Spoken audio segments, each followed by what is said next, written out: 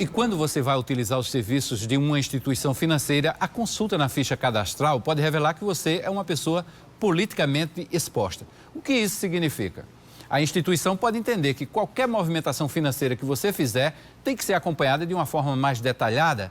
É a chamada matriz de risco. O repórter Luiz Eduardo conversou com um advogado para explicar melhor o que é uma pessoa politicamente exposta.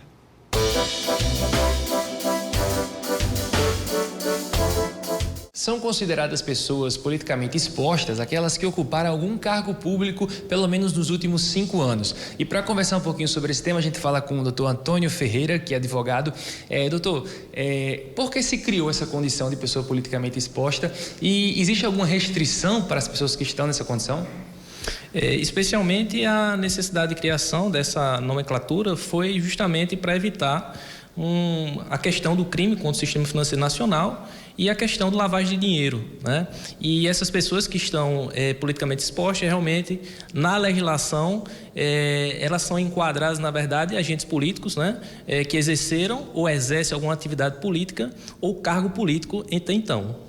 A gente viu que são pessoas que ocuparam cargos públicos nos últimos 5 anos, mas existe uma possibilidade da pessoa requerer não ser mais dessa condição politicamente exposta antes do término desse prazo? Veja bem, a questão do prazo de 5 anos é contado a partir do término do mandato do agente político, né? Agente público que ocupou algum cargo público. Então, após esse período de 5 anos, ou seja, se ele, após o término do cargo dele, passados 5 anos, ele perde a condição de pessoa politicamente exposta e aí não vai mais configurar, que inclusive existe até uma lista realmente pública em que consta lá o término que vai ser dessa pessoa politicamente exposta.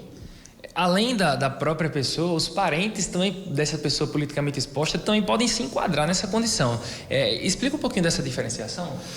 Pois bem, existe sim essa possibilidade de pessoas que estão ligadas com algum vínculo parentesco, especialmente de primeiro grau, bem como a legislação ela vai até além. Ela menciona estritamente ligados com essas pessoas politicamente expostas, e aí eu considero muito mais do que a questão de parentesco, né? A legislação menciona as pessoas estritamente ligadas a ela, que estão realmente, digamos assim, de alguma forma próxima a essas pessoas politicamente expostas. E aí reforço que realmente as pessoas de primeiro grau, vínculo de primeiro grau, têm a maior, vamos dizer assim, observação em relação a essas pessoas, especialmente ao Conselho de Controle de Atividades Financeiras, bem como a Receita Federal, que são instituições aí especialmente fiscalizadoras de operações envolvendo natureza tributária e bancária.